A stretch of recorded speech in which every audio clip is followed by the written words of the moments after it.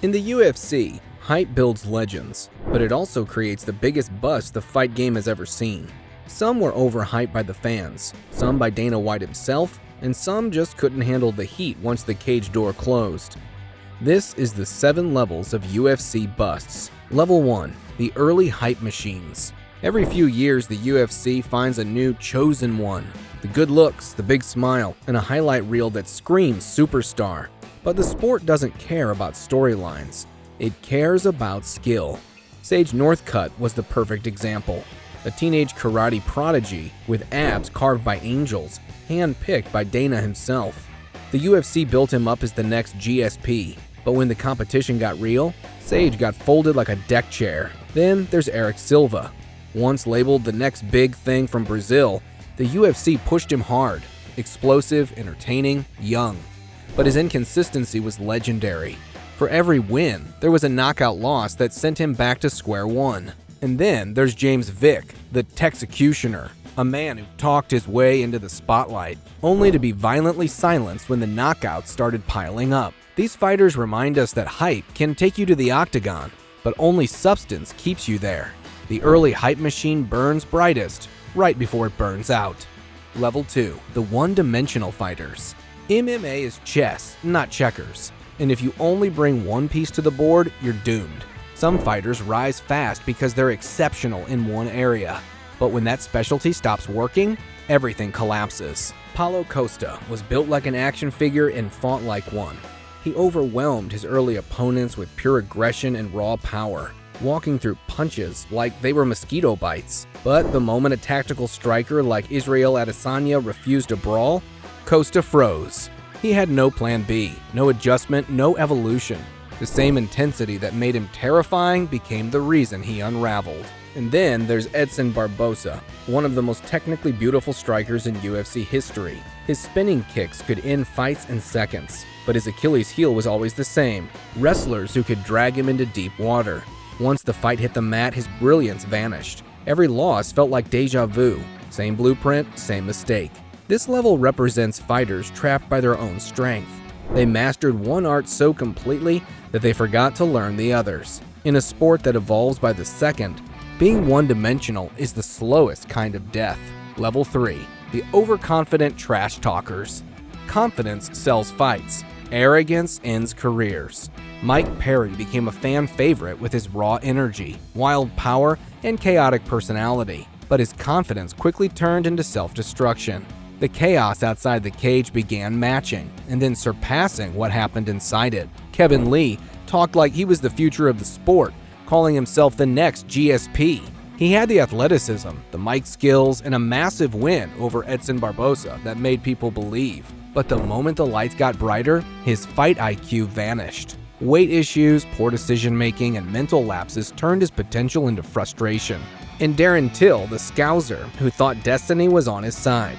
After smashing Donald Cerrone, he was anointed as Britain's next world champion. But Tyron Woodley humbled him in brutal fashion, and Jorge Masvidal finished what Woodley started. The confidence that once fueled Till became the very thing that broke him.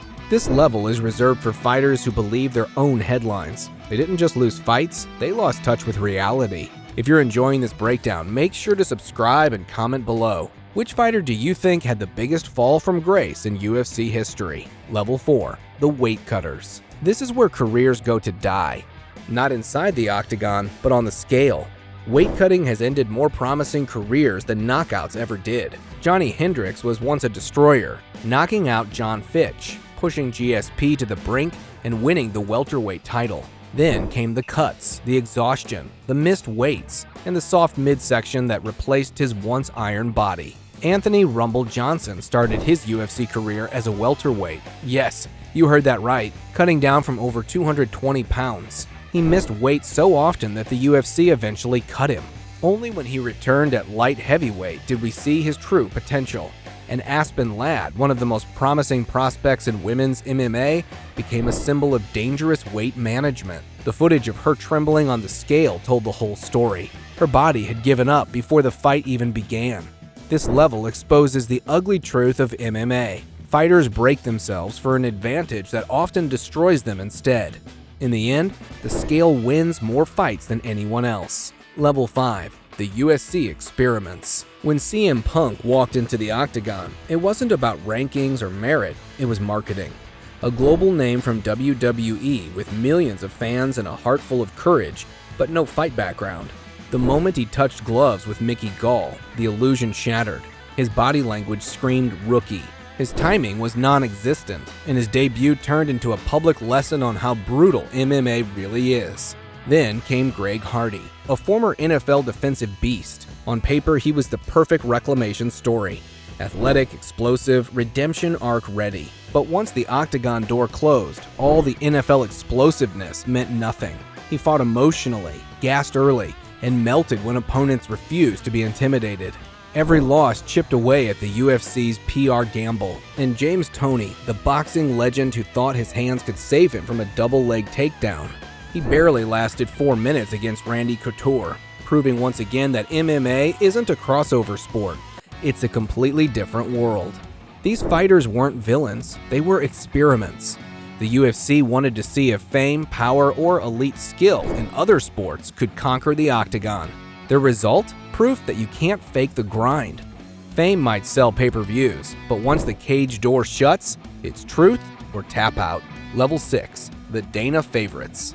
Every fight promotion has its chosen ones. The golden prospects, the boss swears will become stars. But when those bright lights turn on too early, even the most promising talents can melt under the heat.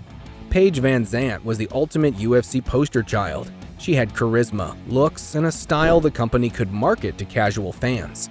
She was featured on talk shows, got a book deal, and even joined Dancing with the Stars. But once she faced real contenders, the gap in skill became impossible to ignore. Her toughness was never in question. Her readiness was. Paige's star power peaked long before her potential did. Mickey Gall is another product of premature spotlight. He earned his UFC contract by calling out CM Punk on live TV. Smart move, but it locked him into a storyline he couldn't escape. After beating Punk, he was branded as a prospect, yet his development lagged behind. He went from a promising grappler to another name lost in the shuffle. And then there's Sage Northcutt, the definition of a Dana project. Marketed as the UFC's perfect young athlete, he had charisma, a clean image, and highlight reel finishes, until tougher opponents shattered the illusion. His move to one championship ended brutally, with a single punch breaking multiple bones in his face. This level exposes the UFC's biggest gamble, betting on marketability over mastery. Dana can give you the cameras, the spotlight, and the hype, but he can't fight for you. Once the cage door shuts, the octagon doesn't care how much the boss believes in you. It only measures who deserves to be there. Level 7. The Legendary Flops. Now we reach the peak of disappointment. Fighters whose hype was so massive that their downfall became historic. Ben Askren came in like a storm. An undefeated champion from Bellator in 1, a world-class wrestler and one of the most confident trash talkers the UFC had ever seen. He called himself the best welterweight alive, mocking UFC fighters for years from outside the promotion. Fans wanted to see if he could back it up. He couldn't. In just his second UFC fight, Jorge Masvidal's flying knee ended his career and his hype in 5 seconds flat. From undefeated to unconscious, it was the most brutal reality check in UFC history. Then there's Hector Lombard, the Cuban monster. He arrived with a terrifying 31-2 record and the aura of a tank. Dana White hyped him as the next big thing, even paying him champion-level money before he ever fought. But once the cage closed, his aggression turned hesitant. He went from knockout artist to decision machine, unable to pull the trigger. The UFC expected chaos. Instead, they got confusion. And Todd Duffy, a walking action figure who looked like the future of the heavyweight division. He made his debut with a 7-second knockout, setting the record for fastest finish in UFC heavyweight history. Dana called him the next big thing. Then came the injuries, the layoffs, and the mental battles that kept him out of the cage. Every comeback was met with another setback, until the promise faded completely. These are the busts etched into UFC history. Not because they were bad fighters, but because they were supposed to be great. They had the look, the hype, the story, everything except longevity. The Octagon doesn't care about your reputation. It strips you bare, and the world watches as reality catches up.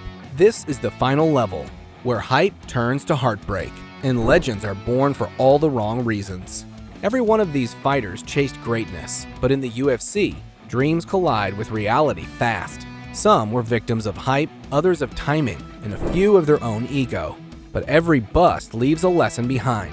Talent gets you noticed. Discipline keeps you standing. If you enjoyed this breakdown, hit like, subscribe, and tell me which UFC bust shocked you the most.